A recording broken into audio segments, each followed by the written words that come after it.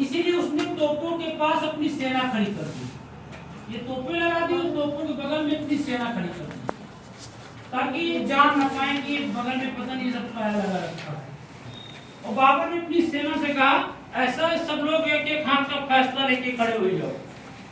जैसे स्कूल में आप प्रार्थना तो सही से ना करते रहे हो, लेकिन फैसला बहुत कायदे से दिया रहे हो। नाक ये गुरुजी ने चिट्ठी आ रहे हैं, एकदम एक हाथ का फैसला ये गुरुजी के देख लियो, एक हाथ का फैसला ये करा याद रहो। अब एक हाथ के फैसले में अगर 100 बच्चे भी हैं, अगर एक एक हाथ का फैसला लेकर खड़े हो गए तो फिर मैदान में बच्चे बहुत सारे लगते थे। ऐसे ही हुआ यहाँ पर। बाबर ने भी अपनी सेना से कहा कि एक एक हाथ का फैसला लेकर खड़े हो जाओ। और बाबर ने अपनी सेना को 3 भागों में बांट दिया। एक भाग मैदान में उतारा, एक भाग को तैयार रखा, और एक भाग की जिम्मेदारी थी कि जैसे ही कोई सैनिक घायल हो जाए उसको उठाओ, मलहम पट्टी करो और फिर उसको मैदान के लिए तैयार करो। मान लो अगर किसी का हाथ टूटे तो बांसे का हाथ लगा दो, फिर युद्ध के मैदान में लेके चले जाओ। और एक सेना का काम था कि जैसे ही अगला सैनिक खत्म हो जाए तो तुम तुरंत उठ के उसका स्थान ले लो। सामने वाली टीम को लगभग न करेगी हम मर रहे हैं कि नहीं मर रहे यार। अच्छा भैया यही तरह सेना खड़ी होगी दूर, सोचो अगर 20,000 सेना भी खड़ी हो गई होगी और दूर से इब्राहिम लोदी ने देखा होगा तो कहा होगा बाप रे बाप, ये कितने लंबे लावा है बबरवा। और हमका बतावा है कि सेना बहुत कम लाई है, झूठ है। देख रहे मारे अमनी के ये मतलब सब मुमिन नजर आ रही है। इब्राहिम चाहे अब सेना तुम लोग खड़ी हो गई है। इतिहास कहता है कि जो हमला पहले करता है हार उसकी हो जाती थी। तो इब्राहिम लोदी कहना था कि हम कहा है हम तो अपने घर में जब मन आप टेस्ट दिए चले जाओ, टेस्ट दे के आ जाओ, फिर मैदान में बैठ जाओ। हम तो पढ़ाई करा कर युद्ध करा कर, हम तो अपने घर में बोले नहीं अपने घर में है ना, घर में थोड़ी बोले नहीं अपने घर में युद्ध करे तो पहले वो करे बाबर करे।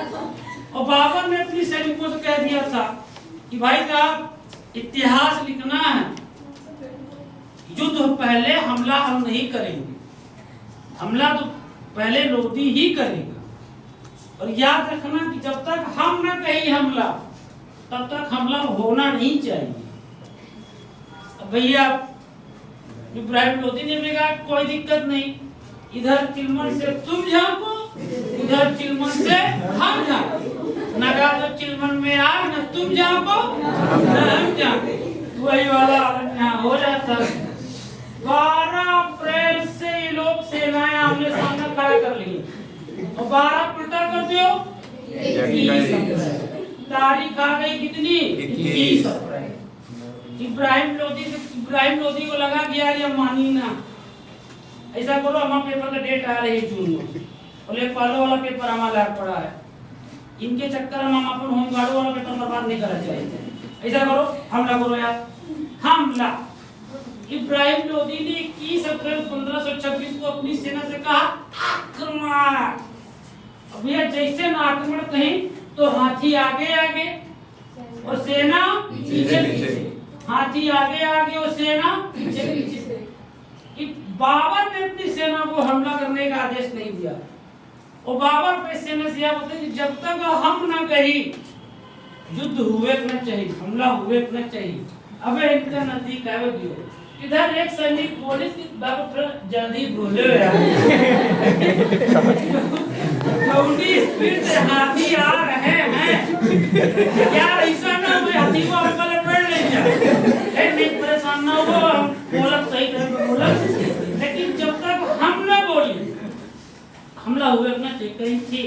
भैया हाथी एकदम चले आ रहे हैं, हाथी आगे आगे पीछे सेना एकदम बारह ये चले आ रहे हैं। एकदम हाथी और बाबर की सेना के बीच में दूरी बहुत कम रह गए। एक सैनिक ने दोबारा जल्दी बोल, एकदम बाबर ने कहा हमला, और जैसे ही बाबर ने कहा हमला तोपों से बारूद दगना। अब हाथी का कोई आवाज सुनी नहीं रहा, वो सुनी नहीं रहा, तो